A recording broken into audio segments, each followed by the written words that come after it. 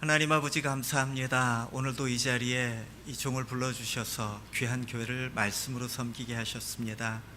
하나님, 말씀을 선포할 때에 주님의 심장 가지고 오로지 주님의 말씀만을 증거할 수 있도록 아버지 축복해 주시옵소서. 하나님, 오늘 이 자리 성령께서 주관하시며 하나님, 이 백성들의 마음이 온전히 주님의 마음으로 가득 채워질 수 있는 귀하고 복된 자리 될 수 있도록 주님 축복하시고 함께해 주시옵소서. 연약한 종을 붙드시고 주님께서 함께하옵소서. 살아계신 예수님의 이름으로 기도드렸습니다. 아멘. 오늘 하나님께서 주신 말씀은 에스겔서 37장 1절에서 10절 말씀입니다. 제가 한 절, 여러분이 한 절 교독하도록 하겠습니다. 먼저 읽겠습니다. 주님께서 권능으로 나를 사로잡으셨다. 주님의 영이 나를 데리고 나가서 골짜기의 한가운데에 나를 내려놓으셨다. 그런데 그곳에는 뼈들이 가득히 있었다.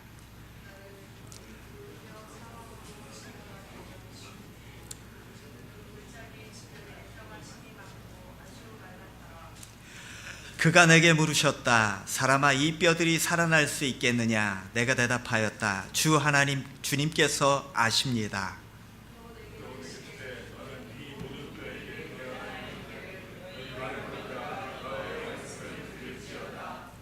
나 주 하나님이 이 뼈들에게 말한다. 내가 너희 속에 생기를 불어넣어 너희가 다시 살아나게 하겠다.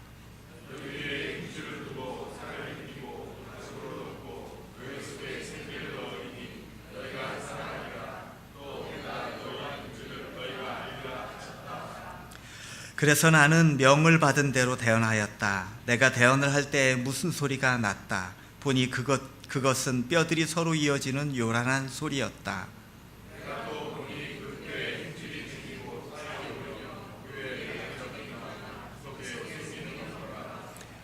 그때에 그가 내게 말씀하셨다. 사람아, 너는 생기에게 대언하여라. 생기에게 대언하여 이렇게 일러라. 나 주 하나님이 너희에게 말한다. 너 생기야, 사방에서부터 불어와서 이 살해당한 사람들에게 붙어서 그들이 살아나게 하여라.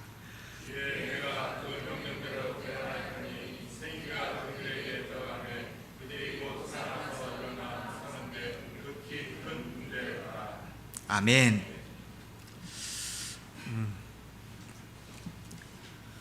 제가 이곳에 와서 가장 큰 힘을 받는 것이 있습니다. 딱 두 개인데 여기 오자마자 오는 길이 굉장히 멉니다. 저 5시에 출발했습니다. 5시에 출발해서 여기에 옵니다. 오면 제가 와서 두 가지가 굉장히 즐겁습니다. 하나는 사장님이 옆에서 찬양을 하시는데 이게 아무래도 저기 논산훈련소 느낌이 나는 찬양 스타일이세요. 그래서 그게 굉장히 저에게는 힘이 됩니다. 그리고 여기 오면 언제나 특송을 하시는 분들이 있는데 그 특송이 저에게 큰 힘이 됩니다. 희끗희끗한 머리를 하신 분들이 앞에 나와가지고 이러시니까 이게 저한테는 굉장히 큰 감동입니다. 우리가 하나님 앞에서 어린아이처럼 이렇게 찬양할 수 있고 기뻐할 수 있다는 게 정말 세상 속에서 저는 가장 큰 힘을 가지고 그 힘을 제게 전달해주는 원동력인 것 같아요. 그래서 이 길이 저에게는 멀지 않습니다. 사장님이 맨날 너무 멀어서 미안해 하시는데 그럴 필요 없으신 것 같아요. 저는 여기 기쁨으로 오고 와서 또 주님이 주시는 그만큼의 큰 은혜가 제게는 있습니다. 제게는 있어요. 여러분을 주님의 이름으로 축복합니다. 우리들에게 늘 고민이 있습니다. 정말 될까? 이게 정말 될까? 우리가 할 수 있을까? 이게 정말 변화될 수 있을까? 이것이 우리들에게 주어진 늘 고민이에요. 늘 큰 고민이에요. 제가 우리 아이들을 바라보면서 가지고 있었던 늘 큰 고민이 초창기에 이거였습니다. 이 마약에 쩌든 애들이 변할 수 있을까? 이 도벽과 폭력에 쩌든 애들이 변할 수 있을까? 이 인격장애 수준의 아이들이 과연 변할 수 있을까? 참 그 모습을 볼 때마다 답답합니다. 답답합니다. 과연 인간이 이렇게까지 될 수 있을까? 그 처참하게 무너진 모습, 망가진 모습을 보면 말이 안 나올 때가 너무나 많습니다. 오늘 성경에 보면 마른 뼈라는 표현이 있습니다. 마른 뼈. 여러분, 마른 뼈가 어떤 걸까요? 마른 뼈라고 한다면 아주 말라버려서 다시 살아나갈 가능성이 없는 뼈입니다. 얼마 전에 몽골을 다녀왔습니다. 몽골에 가면 짐승뼈가 굉장히 많습니다.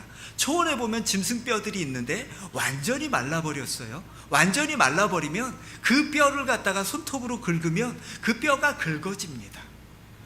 그 뼈가 긁어지는, 그 석회질이 긁어지는 그 뼈를 보면서 이게 살아날 수 있을까라고 생각하는 것, 그건 참 말도 안 되는 얘기이지요. 그런데 오늘 하나님께서 에스겔과 나누는 것이 바로 그 얘기입니다. 바로 그 얘기예요. 우리 앞에 펼쳐지는 현실들이, 이 마른 뼈와 같은 현실들이 우리 앞에 펼쳐질 때가 너무나도 많습니다. 너무나도 많아요. 우리 앞에 놓여진 이 환경들은 도대체 우리가 돌파할 수 없을 것 같고, 이 앞에 무너지는 것만이 우리에게 당연한 현실처럼 다가오는 일들이 너무나 많다는 거예요. 오늘 에스겔에게도 똑같은 그런 상황들이 펼쳐진 것 같습니다. 펼쳐진 것 같아요. 그가 나에게 말씀하셨다. 사람아, 이 뼈들이 살아날 수 있겠느냐? 살아날 수 있겠느냐? 나는 대답하였다. 주 하나님, 주님만이 아십니다. 주님만이 아십니다. 저는 이 말씀을 오래전부터 묵상해 왔습니다. 제가 초창기 사역을 시작할 때 아이들을 바라보며 도대체 이 아이들이 살아날 수 있을까? 이 아이들이 변할 수 있을까? 마약에 젖은 아이들이 다시 살아날 수 있을까? 이 아이들이 건강해질 수 있을까? 이 아이들이 사람 구실할 수 있을까? 이게 끊임없는 제 고민이었고, 변하지 않는 아이들, 변한 다음에 다시 원래의 모습으로 망가져버리는 그 모습들을 보면서 끊임없이 절망하는 순간들이 있었기 때문에 이 질문은 저에게 너무나도 큰 질문이었어요. 그러면서 제 스스로 저를 다독거렸죠. 마른 뼈가 하나님의 군대 된다. 마른 뼈가 하나님의 군대 된다. 거의 저를 쇠뇌하듯이 이 말씀을 암송하며 그냥 저 자신을 지켜내기에 굉장히 힘썼던 말씀이 바로 이 말씀이었습니다. 이 말씀이었어요. 근데 이 말씀에서 보면 오늘 하나님께서 에스겔에게 이 뼈들이 살아날 수 있겠느냐라고 묻습니다. 하나님이 물은 걸 보면 이 뼈들이 어떻게 살겠느냐라고 묻지를 않으셨어요. 이 뼈가 살아나려면 어떻게 해야 되겠느냐, 이런 방법을 묻지 않습니다. 가능성을 묻지 않습니다. 뭘 물으셨습니까? 소망을 물으셨어요. 이 뼈가 살 수 있겠느냐라는 그 소망에 대한 질문을 하신 거예요. 소망에 대한 질문을 하신 거예요. 이 뼈들이 능히 살 수 있겠느냐? 너는 이 뼈들을 보며 소망을 가질 수 있겠느냐? 이 얘기를 하고 계신 거예요. 우리는 소망에 대해서 생각합니다. 우리는 소망하고 낙관주의를 혼돈해서 생각합니다. 하나님을 믿는 사람들에게 소망이라는 것은 낙관주의와 전혀 다른 겁니다. 낙관주의는 잘 될 거야, 잘 될 거야, 잘 될 거야를 얘기하잖아요. 근데 성경에서 얘기하는 히브리 사람들이 가지고 있는 소망에 대한 개념은 낙관주의와 다릅니다. 낙관주의는 근거가 없어요. 사실은 잘 될 거야, 잘 될 거야, 그 마음의 다짐들, 내가 그것을 믿기 위해서 나를 끊임없이 그 믿음에 이렇게 복속시키기 위해서 나를 쇠뇌시키는 작용일 수도 있어요. 그런데 성경이 이야기하는 소망은 그게 아닙니다. 히브리적 사고에서 소망은 하나님의 약속에 자신을 맡기는 신뢰예요. 하나님의 약속을 믿는 그 믿음 자체가 뭐라고요? 그게 소망입니다. 우리의 소망은 하나님의 약속의 말씀을 믿는 신뢰로부터 생겨나는 거라는 거예요. 무조건적인 낙관, 이 상황을 보면서 될 거야, 될 거야가 아니라 하나님을 이것을 되게 하실 수 있어, 되게 하신다고 우리에게 약속하셨어 라는 그 믿음을 가지고 하나님이라는 존재에 대한 믿음으로 우리는 현실을 바라보는 거예요. 이것은 굉장히 큰 차이가 있습니다. 큰 차이가 있어요. 우리가 현실을 바라볼 때, 그 현실을 바라볼 때 엄청나게 비관적일 때 있습니다. 이 마른 뼈와 같은 상황이 있어요. 근데 오늘 성경에서 또 재미난 것은 어떻게 바라보고 있냐면, 에스겔은 현실을 부정하지 않습니다. 에스겔에게 물었을 때 그 뼈가 살아있다고 말하지 않습니다. 본문은 오히려 반복해서 말해요. 뼈가 아주 많았고 아주 말라 있었다. 뼈가 아주 많았고 아주 말라 있었다. 많은 사람들이 소망을 이야기할 때 현실을 무시합니다. 우리가 발딛고 있는 현실에 대해서 무시해버려요. 그 현실을 바라보지 않고 소망만 바라보는 것을 소망이라고 생각합니다. 아니에요. 우리의 현실은 냉혹합니다. 그 냉혹한 현실 속에서, 그 현실 넘어서 현실을 다스리고 계신 하나님을 믿는 거예요. 이 냉혹한 현실 속에서 우리에게 약속의 말씀을 주신 그 하나님을 믿는 거라니까요. 오늘 사장님과 함께 여기를 걸어 들어오면서 회사 안을 보았습니다. 제가 가장 걱정이 되는 건, 이 더위에 이 안이 40몇 대의 대형 에어컨이 있다고 하지만 그게 다 에어컨으로 채워질 수 있을까요? 그걸 다 냉방한다는 건 거의 불가능합니다. 그 속에서 우리는 작업을 하잖아요. 그 속에서 일을 합니다. 이거는 피할 수 없는 현실이에요. 근데 많은 사람들이 소망을 얘기할 때 우리가 발딛고 있는 현실들에 대해서 어떻게 합니까? 그 현실들을 무시해버립니다. 아니요, 그렇지 않습니다. 하나님의 약속의 말씀을 믿는 사람들은, 하나님의 약속의 말씀을 신뢰하고 그 말씀이 이루어질 것을 믿는 사람들은 현실에 대한 명확한 이해가 있습니다. 현실을 외면하지 않습니다. 내가 발딛고 있는 현실들 하나하나 속에서, 그 구체적인 현실들 속에서 삽니다. 현실을 떠나서 공중에 붕 떠 있는 그런 존재가 아닙니다. 여기가 좋사오니 하며 산 위에 올라가서 이 세상에 발딛고 있지 않는 그런 소망은 우리들에게 실제적인 소망이 아닙니다. 실제적인 소망이 아니에요. 우리들은 우리가 뿌리내린 이 현실 속에서 그 문제들을 바라보아야 합니다. 바라보아야 해요. 그 현실을 바라보면 바라볼수록 우리들에겐 더 절망이 오죠. 그래서 많은 사람들이 신앙이라는 이름으로 현실을 직면하기를 싫어합니다. 신앙을 마치 현실을 직면하는 것을 외면하는 걸 신앙이라고 생각합니다. 믿음을 현실을 직면하지 않고 현실을 직면하는 그 아픔을 넘어서는 것을 믿음이라고 생각해요. 그렇지 않습니다. 이 말도 안 되는 현실, 이 마른 뼈와 같은 이 존재들이 살아날 수 있다고 믿는 거예요. 얼마 전에 속상한 일이 있었습니다.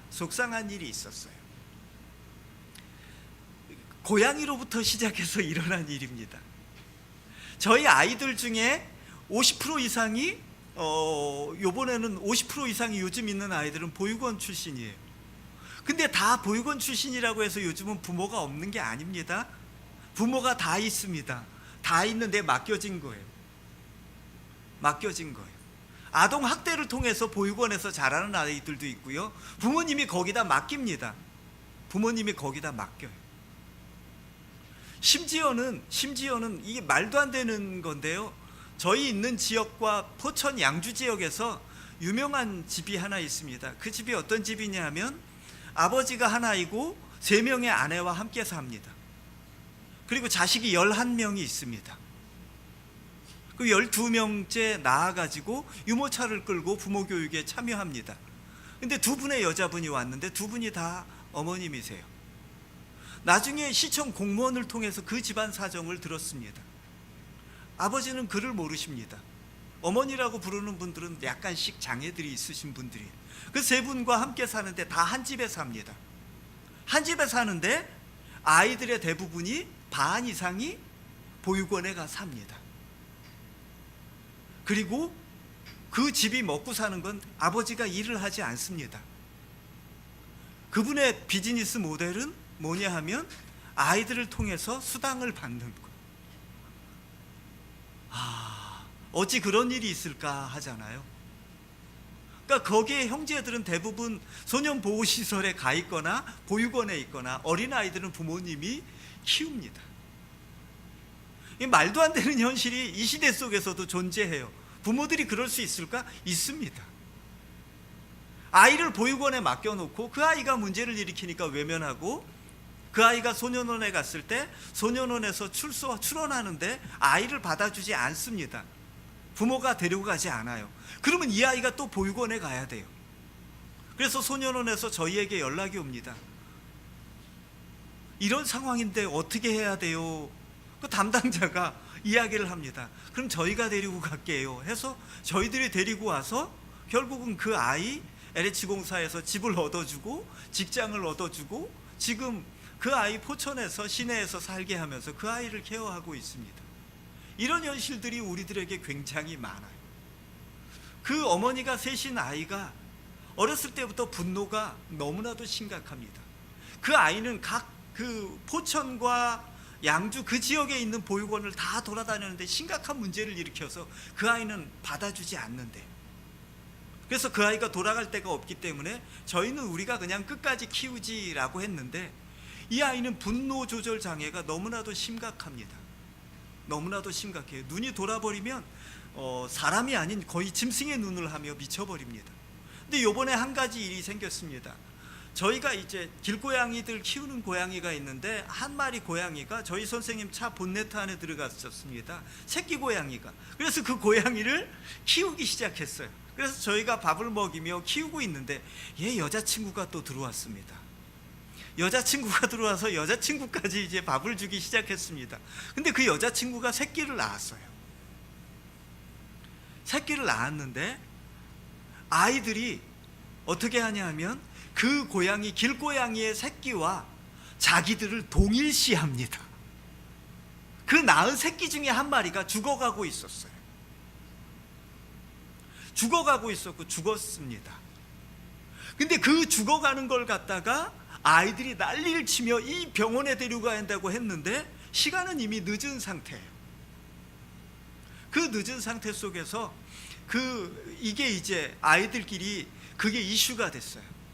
근데 그 어머니 많은 아이가 아이들끼리 얘기하고 있으니까 이 아이는 너무 급발진하고 막 그러니까 아이들이 이 상황을 얘기하지 않은 거예요.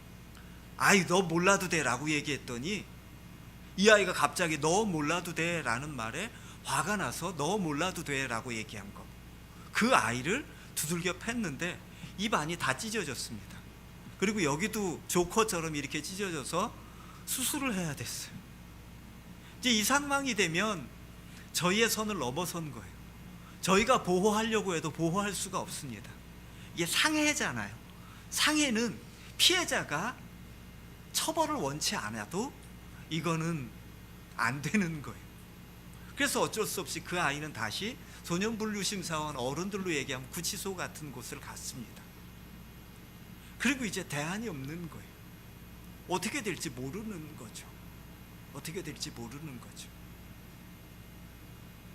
선생님들이 너무 낙심했습니다. 너무 낙심했어요. 너무 낙심했어요. 낙심한 선생님들과 이 말씀을 나눕니다.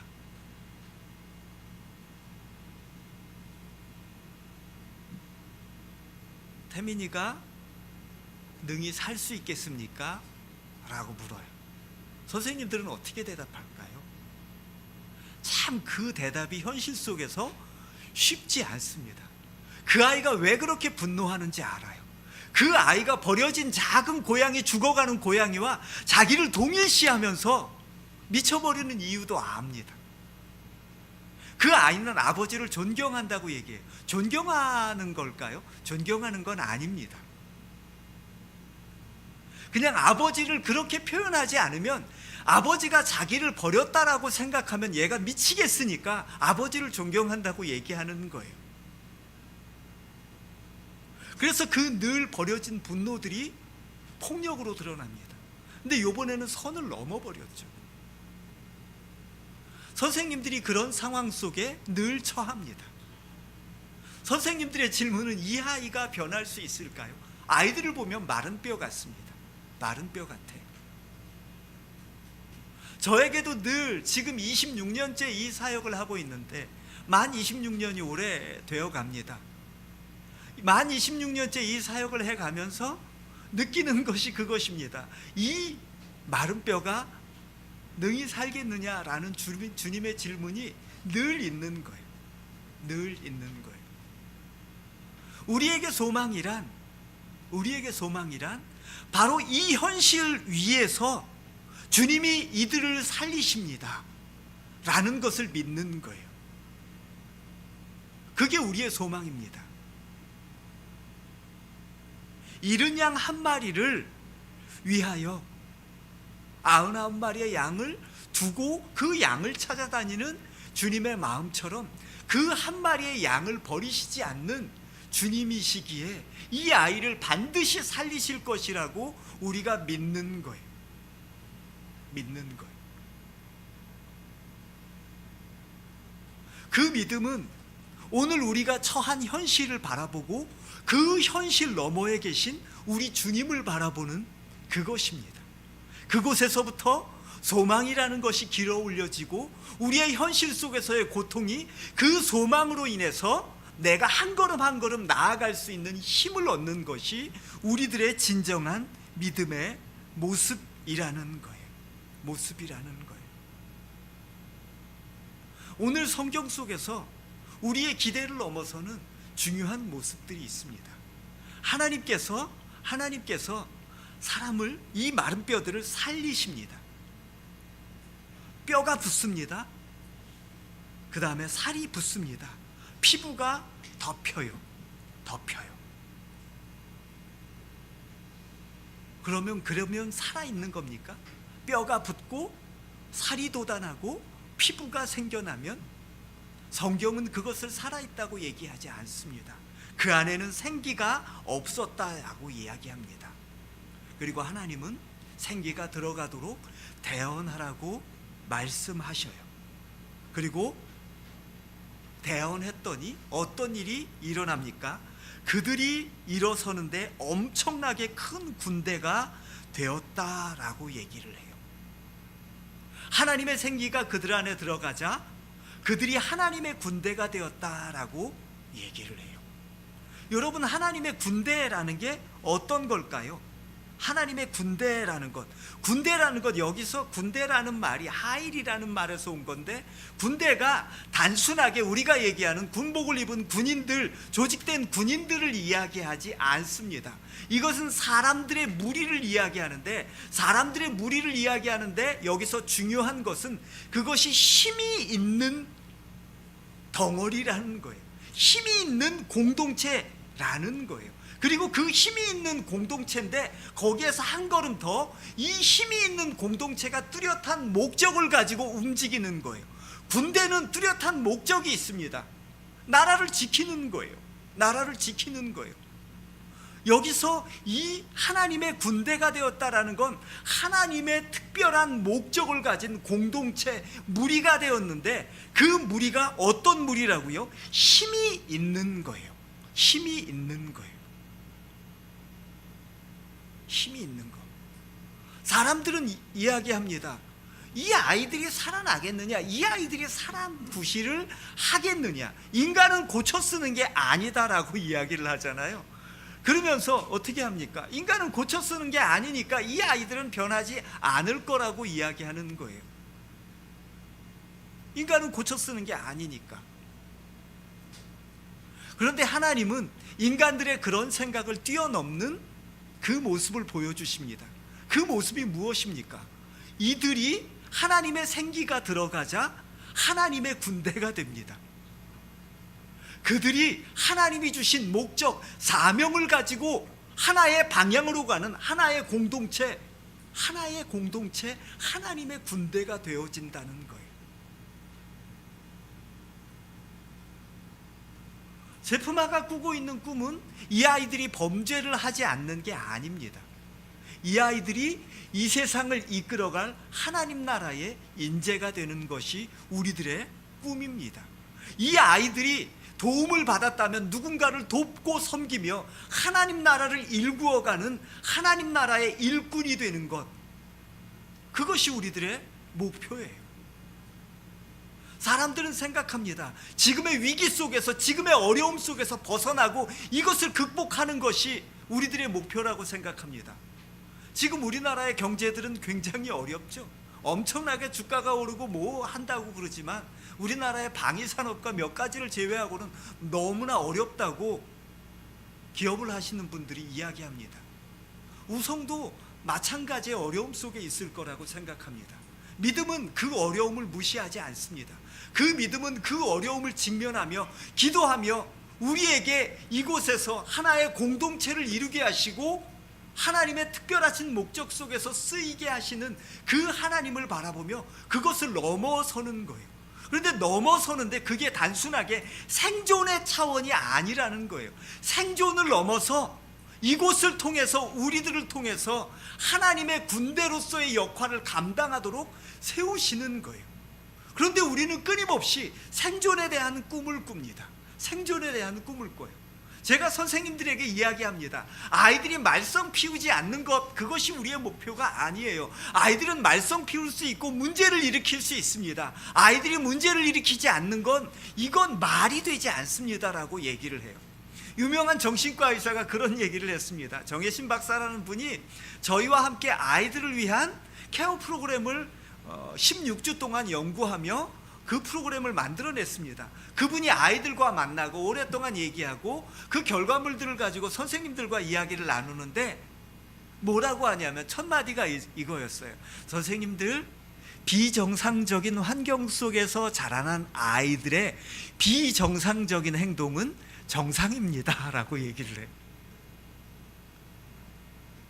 이 아이들의 이 모습은 정상적이라는 거예요. 자기의 그런 환경 속에서 끊임없이 치어온 아이들의 반응으로서 저 반응은 당연한 거라는 거예요. 우리가 우리의 출발점인 이것을 왜곡하거나 쓸데없는 희망, 이걸 무시하면은 출발점 자체가 틀렸다는 거예요. 맞습니다. 그런데 분명한 것은 거기에서 우리는 멈추지 않습니다. 이 아이들이 건강하게 그냥 먹고 살고 잘 사는 것을 넘어서서 이 아이들이 하나님의 군대가 되는 거예요. 그러면 꿈이 다릅니다. 아이들을 위한 교육이 달라요. 아이들을 위한 교육이 달라져요. 무엇이 달라집니까? 아이들이 범죄를 그만두기 위해서 노력하는 것과 이 아이들이 이 세상의 빛과 소금으로 하나님의 축복의 통로로 살아갈 수 있도록 세우는 과정으로 우리가 이 아이들을 섬기는 것을 생각할 때 교육 과정과 시간이 다릅니다. 아이들 우리가 한 6개월 데리고 있으면 변할까요? 그런 일 일어나지 않습니다. 저희들은 이 아이들과 끝까지 함께 한다고 합니다. 그러다 보니 지금 장가를 가서 아이들조차도 저희들이 함께 하고 있습니다. 어떻게 해야 되나요? 그 부모님이 돌보지 못하니까 결혼을 해도 제대로 그렇지 못하잖아요. 그럼 저랑 집사람이 가서 애들 애 낳고 산후조리원에서 나와서 어떻게 하지 못하고 목욕도 제대로 못 시키면 저희 집사람이랑 제가 가서 애들한테 데이트하고 와 하고 저희가 그 아이 하룻밤 데리고 자고 돌봐줍니다. 지금도 그 집에 문제가 생기면, 아이들 집에 문제가 생기면 저희가 부모처럼 다가가야 돼요. 30이 넘어서 가정을 꾸렸지만 어렸을 적부터 가졌던 그 트라우마로 인해서 심리적으로 무너지는 시기가 있으면 그걸 또 넘어설 수 있도록 옆에서 도와줘야 합니다. 그러면서 서서히 그 사람은 누군가를 돕는 사람, 하나님의 영을 가지고 세상의 축복으로 살아가는 삶을 조금씩 배워가는 거죠.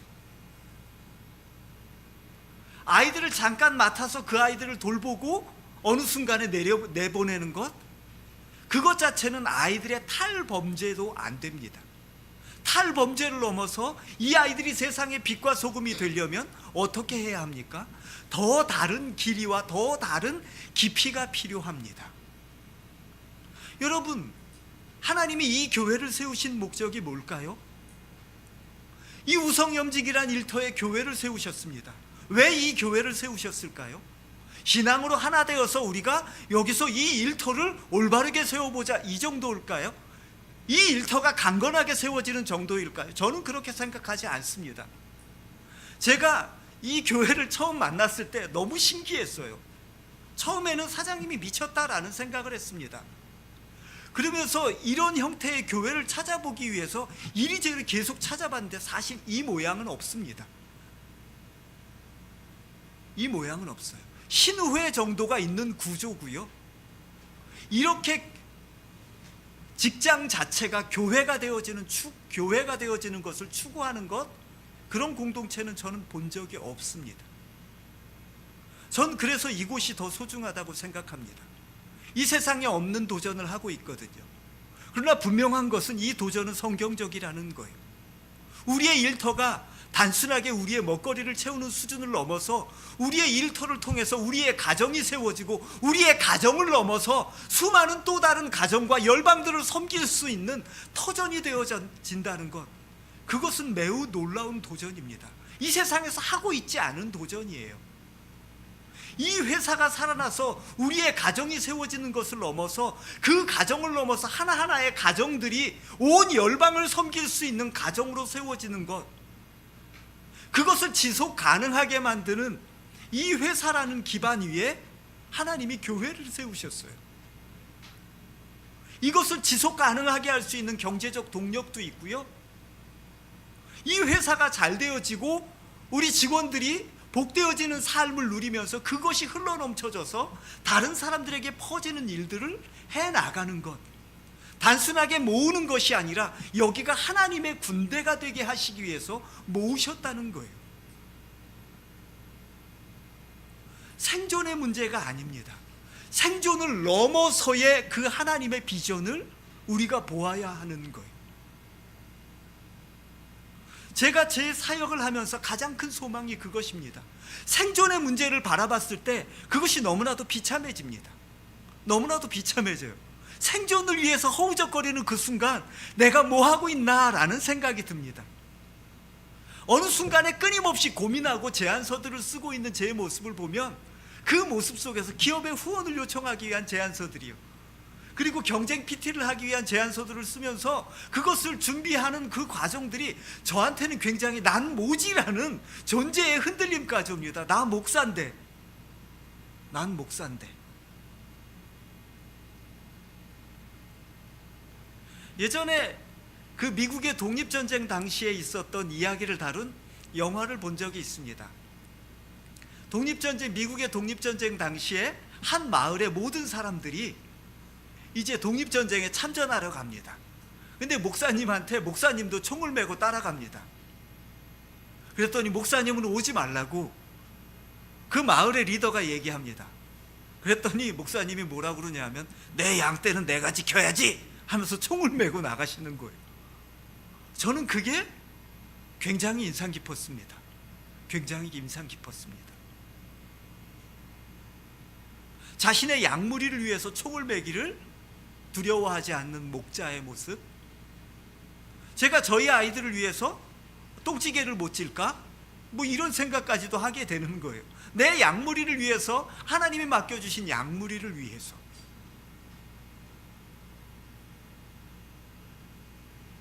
여러분, 우리가 눈앞에 있는 현실과 생존의 문제 속에서 살아간다면 우리는 비참함에서 벗어날 수 없습니다. 우리의 소망은 무엇입니까? 마른 뼈와 같은 현실을 외면하지 않는 거예요.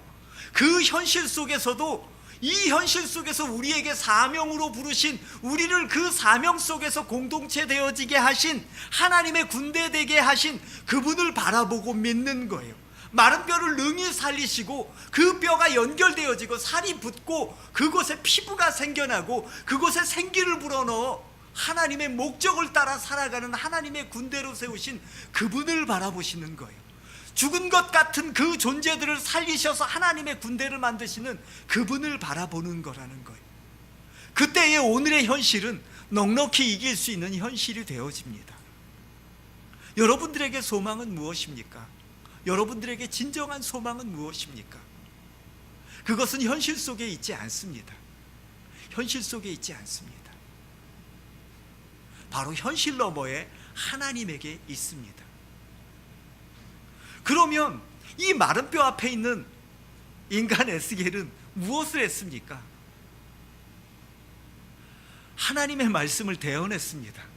하나님의 말씀을 대언했다는 걸 우리는 하나님이 시킨 대로 말했다라고 정도 생각하잖아요. 그게 아니라 하나님의 말씀을 대언하였다라는 얘기는 하나님이 명하신 대로 그 길을 걸었다예요. 그 순간에 그 뼈들을 향해서 하나님의 말씀을 대언하는 게 무슨 의미가 있겠어 라고 생각할 수 있겠어요. 근데 여기서는 하나님께서 그 순간 그것을 하라고 했기 때문에 했습니다. 그 마른 뼈를 향해서. 그 마른 뼈를 살린 건 하나님이십니다. 그러면 그 에스겔이 한 건 무엇입니까? 하나님이 명하신 대로 행한 거예요. 우리들이 할 수 있는 건 무엇입니까? 하나님이 말씀하신 대로 우리의 사명의 길을, 이 사명 공동체가 가야 할 길들을 묵묵히 가는 거예요. 묵묵히 걸어가는 것만큼 무서운 것이 없습니다. 많은 사람들이 소망이 끊겨집니다. 절망이라는 단어가 무엇입니까? 소망으로부터 딱 끊겨진 거예요. 소망으로부터 끊겨졌을 때 우리들에게 어떤 일이 일어납니까? 앞으로 나아갈 수 없습니다. 소망이 있는 사람은 걸어갑니다. 하나님이 맡기신 그 일을 행하며 한 걸음 한 걸음 걸어갑니다. 에스겔은 무엇을 했습니까? 하나님이 명하신 대로 그 현실 속에서 그 일들을 행했습니다. 우리는 우리의 현실을 명확히 바라봐야 합니다. 그리고 또 하나 더 중요한 것은 그 참혹한 현실, 그 현실 너머에서 이 현실을 움직이시는, 이 현실을 통해서 우리들을 더 강한 하나님의 군대로 세워가시고 우리를 통해서 이 세상을 복되게 하실 하나님을 바라보는 거예요. 그럴 때 우리의 현실은 작아지게 됩니다. 오늘 하루의 힘겨움들을 이겨낼 수 있는 그 동력이 우리 안에 생겨납니다. 그리고 그렇게 한 걸음 한 걸음 걸어갔을 때 우리의 삶 속에 기적과도 같은 일들은 늘 일어납니다. 여러분은 그 기적을 믿으십니까?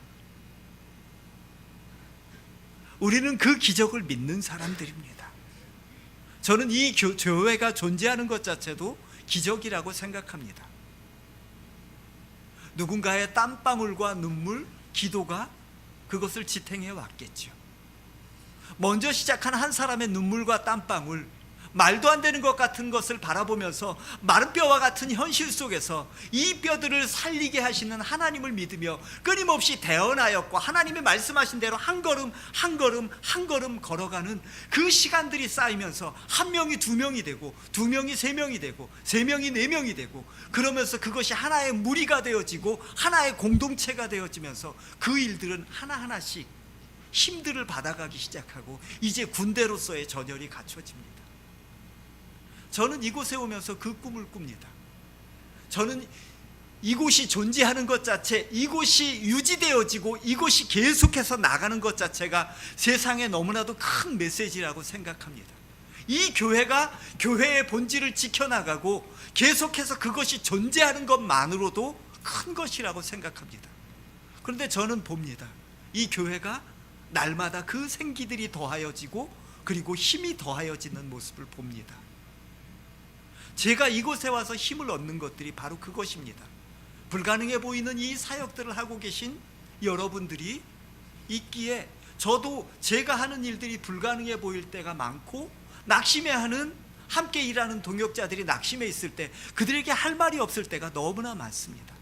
그렇게 노력해 와가지고 만들어 놓은 것들이 한순간에 무너져 버리는 그 고통들을 선생님들이 감당하기 어려워할 때, 그들을 위로할 때 뭔 말로 위로할까요? 끊임없이 그들은 노력하고 헌신하고 사랑하고 믿음으로 버텨왔는데 그 아이들이 한순간에 와르르 무너지고 공동체의 질서가 깨어져 버리고 수많은 아이들이 다시금 원래로 돌아가는 것 같은 처참함 속에 있을 때, 그때 결국은 우리가 그것을 믿음으로 바라보며 하나님이 말씀하신 대로 에스겔이 대언했던 것처럼 말도 안 되는 그 길을 우리가 지속해서 걷는 것 외에는 우리에게는 방법이 없습니다. 근데 그게 길이에요. 그리고 걷다 보면 그 속에서 하나님의 기적적인 일들은 일어납니다. 넘어설 수 없는 일들을 넘어서게 되고요. 그리고 나와 함께하는 또 다른 동역자들을 보게 되고요. 그리고 그 선한 힘들이 연결이 되어져서 결국은 지금의 우리를 가로막았던 엄청난 벽들이 무너지는 것, 여리고 성이 무너지는 것처럼 무너지는 것을 보게 됩니다.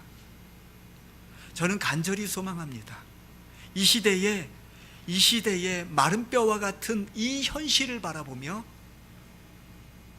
에스겔과 같이 하나님의 말씀을 대언할 수 있는, 하나님이 명하신 그 일을 따라서 한 걸음 한 걸음을 걸어갈 수 있는 공동체가 이 교회가 되시기를 간절히 축복합니다.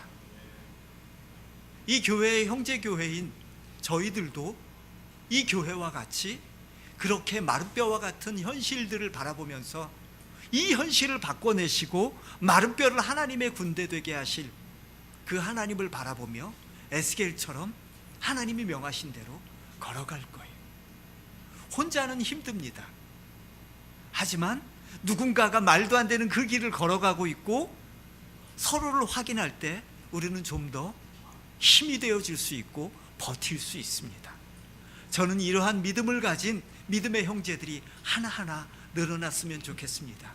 믿음의 공동체들이 서로 손을 맞잡고 서로를 지탱해주는 그 힘이 되었으면 좋겠어요. 오랜 세월 동안 이 교회가 연약한 저희 공동체를 섬겨주셨고 저희들은 그 힘으로 버텨왔습니다.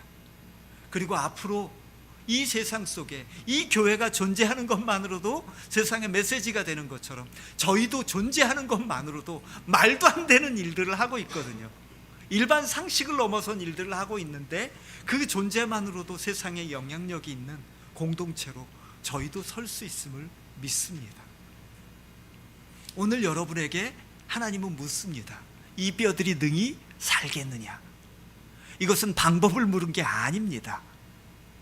이것은 여러분의 소망을 묻는 겁니다. 너희에게 믿음이 있느냐? 라고 우리 주님이 물으셨던 것처럼 에스겔에게 너에게 소망이 있느냐? 너희들에게 그 근원인 나에 대한 믿음이 있느냐? 라고 물으시는 거예요. 저와 여러분이 그 믿음을 부여잡고 살아가는 믿음의 공동체가 되기를 주님의 이름으로 축복합니다. 그리고 서로가 서로에게 그 믿음을 지탱해주는 비빌언덕이 되어주는 아름다운 공동체가 되기를 주님의 이름으로 축복합니다. 기도하시겠습니다. 하나님 아버지 감사합니다. 하나님 아버지, 이 백성들 주께서 축복하여 주시옵소서. 하나님, 이들의 존재만으로도 세상에 하나님은 메시지를 전하고 있습니다. 하나님을 믿는 공동체가 어떻게 이 세상 가운데 빛과 소금이 되어질 수 있는지, 세상 사람들은 볼 수 없는 그 길을 걸어가는 이 공동체의 모습 자체가 하나님의 큰 꿈이며 소망임을 압니다. 이들 모두의 믿음이 하나님이 명하신 것, 그것을 따라갈 수 있는 믿음을 허락해 주시옵소서. 마른 뼈와 같은 그 현실을 바라보면서도 그 현실 너머에서 우리를 공동체에 되게 하시고 우리를 부르신 하나님을 바라보며 믿음의 발걸음을 옮기는, 늘 순종의 발걸음을 옮기는 공동체가 이 교회 될 수 있도록 주님 축복해 주시옵소서. 그리하여 마른 뼈가 살아나 하나님의 군대가 되는 것과 같은 기적과 같은 일이 이 교회에서, 이 사업장에서 날마다 일어날 수 있도록 주님 축복해 주시옵소서. 하나님 앞에 드려진 아름다운 예물이 있습니다. 이 예물 축복하옵소서. 이들이 하나님을 사랑하는 마음으로 하나님 앞에 드려진 예물입니다. 이 예물이 쓰여지는 곳마다 하나님 나라가 드러나게 하시며 드린 자들의 삶이 언제나 하나님의 말씀에 순종하는 삶을 살아 그들의 발걸음마다 30배, 60배, 100배의 결실이 있는 놀라운 삶이 될 수 있도록 마음껏 축복해 주시옵소서. 쓰는 책무를 맡은 자들에게 지혜를 주시어서 하나님이 원하시는 곳을 밝히 알아 그곳에 쓰일 때마다 그곳에서 하나님의 영광이 높이 세상 가운데 드러나게 하여 주시옵소서. 이제는 우리 구주 예수 그리스도의 은혜와 하나님 아버지의 무한하신 사랑과 성령 하나님의 내주 교통하심이 이 자리에 있는 하나님의 백성들의 삶과 머리 위에 이제로부터 영원 무궁토록 함께 있을지어다. 아멘.